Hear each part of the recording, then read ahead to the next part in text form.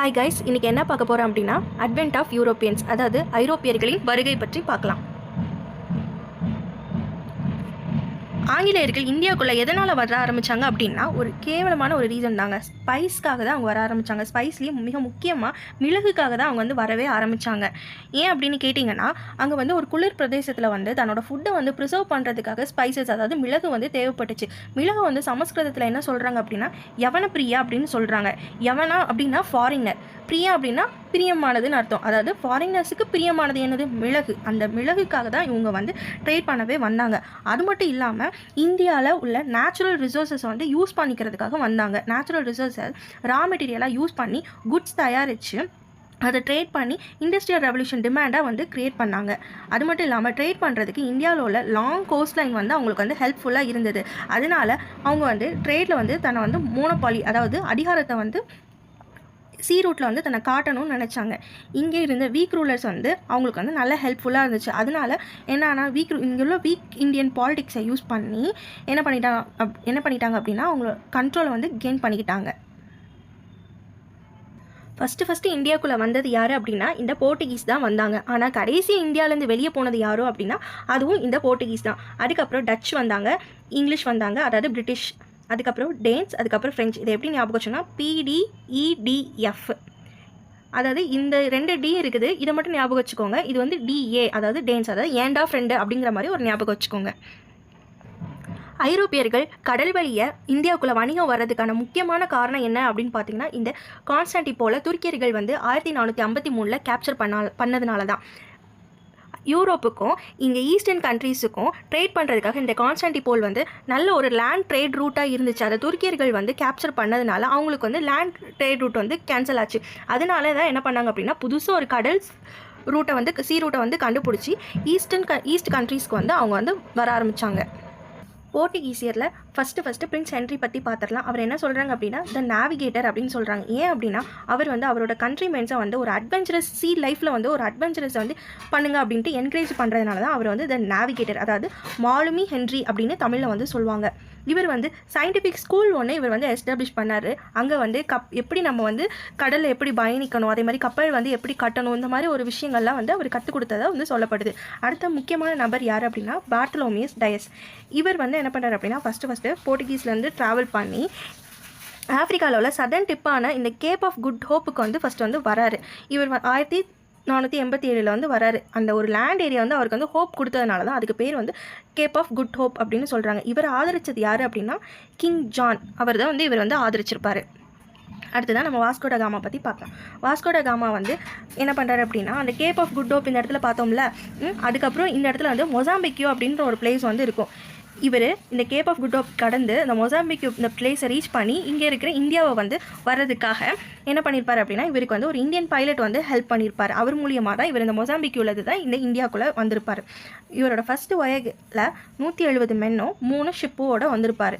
இவர் எங்கே இறங்குறாரு அப்படின்னா 1498 கேலிக்கட், அதாவது கோழிக்கோட்டில் இறங்குறாரு. இவர் கோழிக்கோட் ரூலரான இந்த கிங் சொமாரியன் இவரை வார்ம் வெல்கம் பண்ணுறாரு. திரும்ப இவர் 29 ஆகஸ்ட் 1498 ரிட்டர்ன் ஆகுறாரு.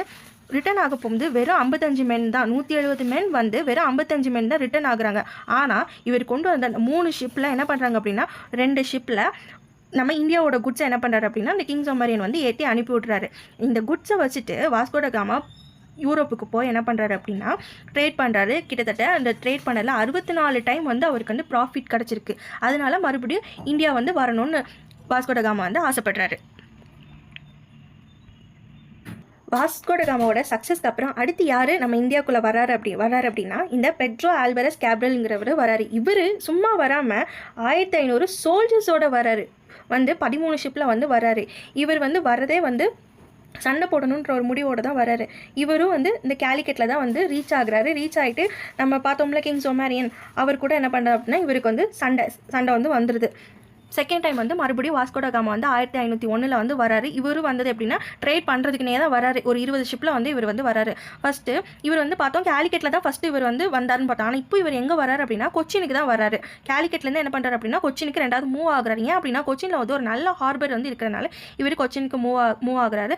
அதே கொச்சினில் என்ன பண்ணுறாரு அப்படின்னா ஒரு ஃபேக்ட்ரி வார் ஹவுஸ் வந்து எஸ்டாப்ளிஷ் பண்ணுறாரு. அதுக்கப்புறம் கண்ணனூர்னு சொல்கிற இடத்துல வந்துட்டு இவர் வந்து ட்ரேடிங் சென்டர் வந்து எஸ்டாப்ளிஷ் பண்ணுறாரு.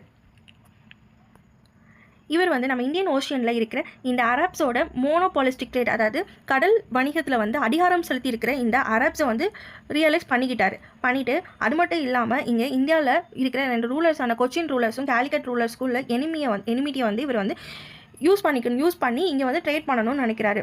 இவர் இந்த போர்ட்டுகீஸை சப்போர்ட் பண்ண இந்த கிங் ஒமாரியனை என்ன பண்ணுறாங்க அப்படின்னா இந்த கிங் ஒமாரியன் என்ன பண்ண சண்டை போடுறாங்க. கிங் ஒமாரியனுக்கும் போர்ட்டுகீஸ்க்கும் கொச்சினில் வந்து சண்டை நடக்கு. இதில் வந்து இந்த கிங் ஒமாரியன் வந்து தோற்கடிக்கப்படுகிறாரு. அதுக்கப்புறம் தோற்கடிச்சிட்டு கொச்சினில் சண்டை போட்டு தோத்தாச்சா இப்போ கொச்சினை வந்து போர்ட்டுகீஸ்க்கு வந்து கிடச்சிட்டு. ஸோ அதே கொச்சினில் என்ன பண்ணுறாங்க அப்படின்னா தன்னோட ஃபஸ்ட் கேபிட்டல் வந்து போர்ட்டுகீஸ் ஈஸ்ட் இந்தியா கம்பெனி வந்து என்ன பண்ணுது அப்படின்னா எஸ்டாப்ளிஷ் பண்ணுது. 2 டைம் வந்துட்டாரு வாஸ்கோ ட காமா. 3ஆவது டைமும் 1524 3ஆவது டைமும் வர்றாரு. ஆனால் இவர் வந்த டைமில் என்ன ஆகுது அப்படின்னா அவருக்கு உடம்பு சரியில்லாமல் போயிட்டு டிசம்பர் 1524 வந்து அதே கொச்சினில் வந்து இவர் வந்து இறந்து போயிட்டாரு. அவ்வளோதான். அடுத்து போர்ட்டுகீஸில் முக்கியமான ஒருத்தர் யாருன்னா இந்த ஃப்ரான்சிஸ்கோ டி அல்மெய்டா. இப்போது நல்லா பார்த்தாச்சு, வந்தாச்சு, கொச்சினில் வந்து ஒரு வேர் ஹவுஸ் வந்து கட்டியாச்சு, ஓரளவுக்கு செட்டில் ஆகிட்டாங்க. இப்போ இங்கே வந்து என்ன பண்ணணும் அப்படின்னா ஆட்சி பண்ணணும்னா கவர்மெண்ட் என்ன பண்ணுது அப்படின்னா ஒரு வைஸ்ராய் வந்து அப்பாயின்மெண்ட் பண்ணுது. இந்தியாவுக்கு வந்த, அதாவது போர்ட்டுகீஸில் உள்ள ஃபஸ்ட்டு வைஸ்ராய் இந்தியாவில் இருந்தது யார் அப்படின்னா இந்த ஃப்ரான்சிஸ்கோ டி அல்மெய்டா தான் ஃபஸ்ட்டு வந்தவர். இவர் கொண்டு வந்த பாலிசி என்ன அப்படின்னா த ப்ளூ வாட்டர் பாலிசி அப்படின்பாங்க. ஏன்னா இந்தியன் ஓஷனில் முழு அதிகாரத்தையும் பெற்றிருந்த அந்த அரப்ஸை வந்து என்ன பண்ணணும் அப்படின்னா தூக்கிட்டு இவங்க தன்னோட மோனோபாலியை வந்து காட்டணும் அப்படின்னு நினச்சாங்க. அதுதான் நேவல் கண்ட்ரோல் ஸ்ட்ராட்டஜி, அதுதான் இந்த ப்ளூ வாட்டர் பாலிசி அப்படின்பாங்க. ஆனால் இவர் வந்து பார்த்திங்க அப்படின்னா கொச்சின் ரூலரோட என்ன பண்ணார் அப்படின்னா ஒரு நல்ல ஃப்ரெண்ட்ஷிப்பை தான் மெயின்டைன் பண்ணிக்கிட்டாரு. பட் அங்கே கொச்சினில் வந்துட்டு ஒரு ஃபோர்ட்ரஸ், அதுக்கப்புறம் கண்ணனூர், மலபார் கோஸ்ட் இதிலெல்லாம் வந்துட்டு ஒரு ஃபோட்டோ வந்து கட்டுறாரு. நம்ம சொன்னோம்ல ப்ளூ வாட்டர் பாலிசி வந்து ஃபாலோ பண்ணுறாரு. அதுதான் அரபோட அந்த மோனோபாலி ட்ரேடை வந்து கட் பண்ணணும்னு நினைக்கிறாரு. ஆனால் இவர் வந்து கட் பண்ணணும்னு நினச்சது இது ஆப்போசிட்டாக வந்து எங்கே இம்பேக்ட் ஆச்சு அப்படின்னா எஜிப்டோ மக்களுக்கும் டர்க்கியில் உள்ள ட்ரேடர்ஸ்க்கும் வந்து ஆப்போசிட்டாக வந்து ரியாக்ட் ஆக ஆரம்பிச்சுது. அது மட்டும் இல்லை, நம்ம வந்து ஓகே ட்ரேட் பண்ணுங்கன்னு அக்செப்ட் பண்ணவங்க வந்து நம்மக்கிட்டேயே வந்து சண்டை போட்டு என்னடா நம்மளோட நிலத்தையே பிடுங்குறாங்க அப்படின்ட்டு இந்த பிஜாப்பூர் ரூலரும் குஜராத் ரூலரும் என்ன பண்ணுறாங்க அப்படின்னா அவங்களுமே வந்து இந்த போர்ட்டுகீஸ் மேலே வந்து ஒரு கடுப்பில் இருக்கிறதுனால இவங்க இந்த எஜிப்ட், டர்க்கி, அதுக்கப்புறம் பிஜாப்பூர் ரூலர், குஜராத் இந்த 4 பேர் என்ன பண்ண அப்படின்னா ஒரு அலையன்ஸ், ஒரு கூட்டு வந்து ஃபார்ம் பண்ணி இந்த போர்ட்டுகீஸை வந்து என்ன பண்ணுறாங்க அப்படின்னா எதிர்க்க ஆரம்பிக்கிறாங்க. ஃபஸ்ட்டு எங்கே நடக்கு அப்படின்னா சண்டை வந்து சாகுலில் வந்து நடக்கு. இந்த சாகுலில் வந்து இந்த முஸ்லீம் ஃப்ளீட், அதாவது முஸ்லீம் கூட்டுப்படைகள்னு சொல்லப்படுகிற இந்த எஜிப்டு, டர்க்கி, அப்புறம் நம்ம சுல்தான், பிஜாப்பூர் சுல்தான், அப்புறம் குஜராத் சுல்தான், இந்த 4 பேரும் சேர்ந்து சண்டை போடுறாங்க. இதில் என்ன ஆகுது அப்படின்னா அல்மெய்டாவோட பையனை வந்து என்ன பண்ணிடுறாங்க அப்படின்னா கொன்னுடுறாங்க. அதுக்கப்புறம் 2வது பேட்டில் எங்கே நடக்கு அப்படின்னா டையூவில் நடக்கு. அதில் வந்து என்ன பண்ணுறாரு அப்படின்னா இந்த முஸ்லீம் கூட்டுப்படை வந்து என்ன பண்ணுறாரு அப்படின்னா அல்மெய்டா வந்து தோக்கடிச்சிடுறாரு. அடுத்து நம்ம பார்க்க போகிறது யார் அப்படின்னா அல்ஃபோன்சோ டி அல்புக்கர். இவர் என்ன சொல்கிறாங்க அப்படின்னா ரொம்ப முக்கியம். அவர் வந்து ஃபஸ்ட்டு வைஸ்ராய். இவர் வந்து the real founder of the Portuguese power in India தான் யார் இந்த அல்புக்கர். இவர் வந்து என்ன பண்ணுறாரு, இவர் ஓரளவு கொஞ்சம் நல்லவர். இவர் என்ன பண்ணுறாரு அப்படின்னா அதாவது போர்ட்டுகீஸை வந்து இந்தியன் உமனை வந்து மேரேஜ் பண்ணுங்கள் அப்படின்ற ஒரு விஷயத்தை வந்து இவர் வந்து என்கரேஜ் பண்ணுறாரு. அது மட்டும் இல்லாமல் விஜயநகர் எம்பையர் கூட என்ன பண்ணுறாரு அப்படின்னா ஒரு ஃப்ரெண்ட்லி ரிலேஷன்ஷிப்பை வந்து மெயின்டைன் பண்ணுறாரு. 1510 நவம்பர் 1510 என்ன பண்ணுறாரு அப்படின்னா கோவாவை கேப்சர் பண்ணுறாரு. யார்கிட்ட அப்படின்னா பிஜாப்பூர் ரூலரான இந்த யூசப் அதில் கான் கிட்ட வந்து கேப்சர் பண்ணுறாரு. 1515 என்ன பண்ணுறாரு அப்படின்னா அந்த ஆர்மஸ், அதாவது இந்த பர்ஷியன் கல்ஃபில் இருக்கிற இந்த ஆர்மஸை வந்து இதுதான் பர்ஷியன் கல்ஃப், இதில் உள்ள ஆர்மஸ் என்ன பண்ணுறாருன்னா அதில் வந்து ஃபுல் அத்தாரிட்டியை வந்து இவர் வந்து எஸ்டாப்ளிஷ் பண்ணுறாரு. அது மட்டும் இல்லாமல் இவர் வந்து முஸ்லிம்ஸ் மலாக்காவை வந்து மலேசியாவில் உள்ள மலாக்காவை வந்து முஸ்லீம் கிட்ட இருந்து கைப்பற்றுறாரு. இந்த முஸ்லீம்ஸ் யார் அப்படின்னா இந்தியா, சைனா, அதுக்கப்புறம் மெக்கா, இங்கே இருக்கிற மெக்கா, கைரோ, இதில் உள்ள ட்ரேடில் முழு அதிகாரத்தையும் கொண்டவங்க தான் இந்த முஸ்லீம்ஸ். அவங்களையும் தோக்கடிச்சு தான் இவர் வந்து இந்த மலாக்கா வந்து கைப்பற்றுறாரு. இந்த மலாக்கா என்ன இருக்குது அப்படின்னா மலேசியாவில் இருக்குது.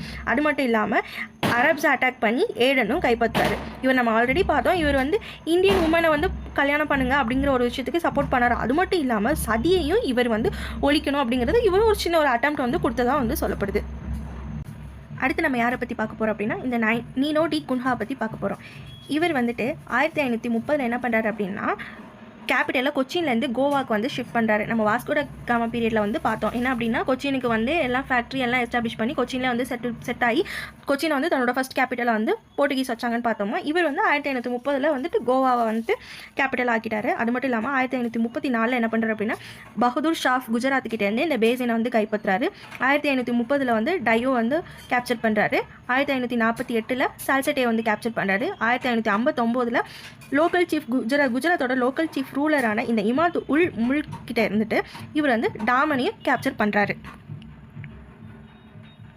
அடுத்து போர்ட்டுகீஸில் உள்ள முக்கியமானவர் யார் அப்படின்னா இந்த ஆண்டனி டி நொரன்ஹா பற்றி தான் பார்க்க போகிறோம். இவரோட காலகட்டத்தில் என்ன நடந்துச்சு அப்படின்னா முகல் ரூலரான இந்த அக்பர் வந்து கேம்பையை வந்து குஜராத்தில் உள்ள கேம்பையை வந்து விசிட் பண்ணி ஃபஸ்ட்டு இந்த முகல் எம்பரர்ஸ்க்கும் இந்த போர்ட்டுகீஸுக்கும் ஒரு கனெக்ஷன் வந்து ஏற்பட்டுச்சு. யாரோட பீரியட் அப்படின்னா இந்த ஆண்டனி டி நொரன்ஹா பீரியடில் வந்து ஏற்பட்டுச்சு அப்படிங்கிறத தான் சொல்கிறாங்க. இந்த இமேஜில் உங்களுக்கு பார்த்தாலே தெரியும் நம்ம அக்பர். டிக்ளைன் ஆஃப் போர்ட்டுகல் 1580 பார்த்தோம் அப்படின்னா போர்ட்டுகல் என்ன பண்ணுறாரு அப்படின்னா இந்த ஸ்பெயின் கிங்கான பிலிப் I வந்து அனெக்ஸ் பண்ணுறாரு. ஸோ அங்கே போர்ட்டுகல்லாம் இவங்களுக்கு போச்சு. அது மட்டும் இல்லாமல் இந்தியாவில் என்ன ஆச்சு அப்படின்னா சிலோனை வந்து டச்சு வந்து போர்ட்டுகீஸ் கேப்சர் பண்ணி வச்சிருக்கு. கிட்டத்தட்ட ஒரு 1600 இந்த காலகட்டத்தில் வந்து இந்த போர்ட்டுகீஸ் வந்து கேப்சர் பண்ணி வச்சிருந்த இந்த சிலோனை என்ன பண்ணுறாங்க அப்படின்னா அதுக்கப்புறம் அந்த டச்சு வந்து என்ன பண்ணுறாங்க அப்படின்னா சண்டை போட்டு என்ன பண்ணிட்டாங்க அப்படின்னா சீஸ் பண்ணிட்டாங்க. அது மட்டும் இல்லாமல் நம்ம பார்த்தோம் இவங்க வந்து கொச்சின், கண்ணனூர், கோழிக்கோடு இந்த இடத்துல இந்த மலபார் கோஸ்டில் தான் இவங்க வந்து ஆதிக்கம் செலுத்தியிருந்தாங்க. அதையுமே என்ன பண்ணிட்டாங்க அப்படின்னா அந்த டச்சு வந்து சீஸ் பண்ணிட்டாங்க. இவங்க வந்து அவங்களோட செட்டில்மெண்ட்டை வந்து பாதுகாக்கணும்னு நினைக்காம அவங்க இன்ட்ரெஸ்ட்டை எங்கே காட்டினாங்க அப்படின்னா பிரேசிலில் காட்டினாங்க. இதுதான் அவங்க டிக்ளைனுக்கான காரணம். போர்ட்டுகீஸ் இந்தியாவுக்குள்ளே வந்ததுனால இந்தியாவுக்கு என்னென்னலாம் ஒரு இம்பேக்ட் ஆச்சுன்னு பார்த்தோம் அப்படின்னா ஃபஸ்ட்டு யூரோப்பியன்ஸ் இந்தியன் ரூலர்ஸை தோக்கடிச்சு நம்ம இந்தியா ஜாகிரஃபியில் ஃபஸ்ட்டு குடிபெயர்ந்து நம்மளை ஆட்சி செஞ்ச ஃபஸ்ட்டு ஐரோப்பியர்கள் யார் அப்படின்னா இந்த போர்ட்டுகீஸ் தான். இவங்க வந்து இங்கே இருக்கிற ரூலர்ஸை டெஃபீட் பண்ணுறதுக்கான முக்கியமான காரணம் என்ன அப்படின்னு பார்த்தீங்கன்னா அந்த gun powder and artillery. Gun powder அப்படின்னா வெடிமருந்து, ஆர்டிலரி அப்படின்னா பீரங்கி. இது மூலியமாக இந்த ஒரு வார்ஃபேர் டெக்னிக் மூலியமாக தான் இவங்க வந்து இந்தியன் ரூலர்ஸை வந்து தோக்கடிச்சாங்க. அது மட்டும் இல்லாமல் இந்தியாவில் வந்து டொபாக்கோ கல்டிவேஷனை ஃபஸ்ட்டு இன்ட்ரடியூஸ் பண்ணதும் யார் அப்படின்னா இந்த போர்ட்டுகீஸ் தான். அது மட்டும் இல்லாமல் பப்பாயா, நம்ம சாப்பிட்றோம்ல பப்பாயா, பைனாப்பிள், இந்த ஃப்ரூட்ஸையும் இவங்க தான் வந்து இந்தியாவுக்குள்ளே வந்து கல்டிவேஷன் பண்ண ஆரம்பித்தாங்க. அது மட்டும் இல்லாமல் 1556 வந்து பிரிண்டிங் ப்ரெஸ் வந்து கோவாவில் வந்து செட்டப் பண்ணாங்க. பிரிண்டிங் ப்ரெஸ் அப்படின்னு ஒன்று வந்துச்சுனாலே இங்கே இருக்கிற புக்ஸை வந்து என்ன பண்ணுறாங்க அப்படின்னா தன்னோட மொழியில் மாற்றிக்க முடியும். அதே மாதிரி அங்கே இருக்கிற ஒரு அங்கே உள்ள அந்த கல்ச்சர், அந்த புக்கில் உள்ள டெக்ஸ்ட் எல்லாமே நம்மளோட மொழியிலையும் மாற்ற முடியும். இதனால தான் கிட்டத்தட்ட ஒரு 19th century காலகட்டத்தில் பார்த்தோம் அப்படின்னா சோஷியல் ரிஃபார்ம் மூவ்மெண்ட்ஸே இந்த பிரிண்டிங் ப்ரெஸ்ஸால் தான் வந்து வர ஆரம்பிச்சிது. சயின்டிஃபிக் ஒர்க், இந்தியன் மெடிசன் பிளான்ட்டை பற்றி ஒரு சயின்டிஃபிக் ஒர்க் வந்து பண்ணுறாங்க. அதுவும் எங்கே அப்படின்னா 1563 கோவாவில் வந்து பண்ணுறாங்க. இது மட்டும் இல்லாமல் இவங்க அரப்ஸை வந்து கண்ட்ரோல் பண்ணி இவங்க கொண்டு வந்த இந்த மோனோபாலிஸ்டிக் ட்ரேட் வந்து கடைசி யாருக்கு வந்து இது ஹெல்ப் ஆச்சு அப்படின்னா இந்த பிரிட்டிஷ்க்கு தான் ஹெல்ப் ஆச்சு. இவங்க வந்து கஷ்டப்பட்டு அரப்ஸை வந்து எல்லாத்தையும் தோக்கடிச்சு வந்துட்டாங்க. இவங்க அரப்ஸை தோக்கடிச்சதுனால என்னாச்சு அப்படின்னா இது மூலியமாக பிரிட்டிஷர்ஸ்க்கு வந்து ரூட் வந்து அவங்களுக்கு வந்து இந்தியாவுக்குள்ளே வர்றதுக்கு வந்து ரொம்ப ஈஸியாகிடுச்சு. நம்ம பார்த்தோம் marriages between Europeans and Indians. ஐரோப்பியர்களும் இந்தியாவில் உள்ள உமனையும் வந்து மேரேஜ் பண்ணுங்க அப்படின்ட்டு யார் ஆதரிச்சா, அல்புக்கர் வந்து ஆதரிச்சாருங்கிறத பார்த்தோம். அதனால என்ன ஆச்சு அப்படின்னா ஒரு புதுசாக யூரேஷியன் ரேஷியல் குரூப்புங்கிறது ஒன்று கிரியேட் ஆக ஆரம்பிச்சிது இந்தியாவில். அது மட்டும் இல்லாமல் போர்ட்டுகீஸ் வந்து நம்ம இந்தியாவில் வந்து இருந்தாங்க அப்படிங்கிறதுக்கு ஆதாரமாக நம்ம சென்னையில் இருக்கிற மயிலாப்பூரில் உள்ள சாண்டோம் சர்ச்சையே எடுத்துக்கலாம். இந்த மயிலாப்பூரை போர்ட்டுகீஸ் என்ன சொல்கிறாங்க அப்படின்னா அதை வந்து பிளாக் டவுன் அப்படின்னு சொல்கிறாங்க. பிரிட்டிஷ் வந்து மயிலாப்பூரை என்ன சொல்கிறாங்க அப்படின்னா ஜார்ஜ் டவுன் அப்படின்னு சொல்கிறாங்க. இவங்க செட்டில்மெண்ட்டை எஸ்டாப்ளிஷ் பண்ணது மட்டும் இல்லாமல் செட்டில்மெண்ட் வந்ததுக்கப்புறம் சில மிஷனரிஸும் வர ஆரம்பிக்கும். அதில் முக்கியமான மிஷனரிஸ் என்ன அப்படின்னா இந்த ஜேசூட் மிஷனரிஸே சொல்லலாம். அதில் முக்கியமானது ரெண்டு பேர். அதில் ஃபஸ்ட்டு யார் அப்படின்னா இந்த ரொபர்ட்டோ டி நோப்லி இவர் தான். இவர் வந்து என்ன சொல்கிறாங்க அப்படின்னா ஃபாதர் ஆஃப் தமிழ் ப்ரோஸ், அதாவது தமிழ் கட்டுரையின் தந்தை அப்படின்னு இவரை வந்து சொல்கிறாங்க. அது மட்டும் இல்லாமல் ஹென்ரிக்யூஸ் இவர் வந்து ஃபாதர் ஆஃப் பிரிண்டிங் ப்ரெஸ் அப்படின்னு சொல்கிறாங்க. இவர் தான் வந்து கோவாவில் வந்து பிரிண்டிங் ப்ரெஸ் செட் பண்ணுறதுக்கு ஹெல்ப் பண்ணியிருப்பார். அதுக்கப்புறம் இந்த போர்ட்டுகீஸ் என்ன பண்ணுறாங்கன்னா ரோமன் கத்தோலிக் ப்ரீஸ்டான இந்த பேட்ரஸை வந்து என்ன பண்ணுறாங்க அப்படின்னா நம்ம இந்தியாவுக்கு அனுப்புகிறாங்க. இவர் வந்து என்ன பண்ணுறாரு அப்படின்னா இங்கே இருக்கிற ஒரு ஆயிரக்கணக்கான ஃபிஷர் பீப்புள் என்ன பண்ணுறாரு அப்படின்னா கத்தோலிக் ரிலிஜனாக வந்து கன்வெர்ட் பண்ணார்.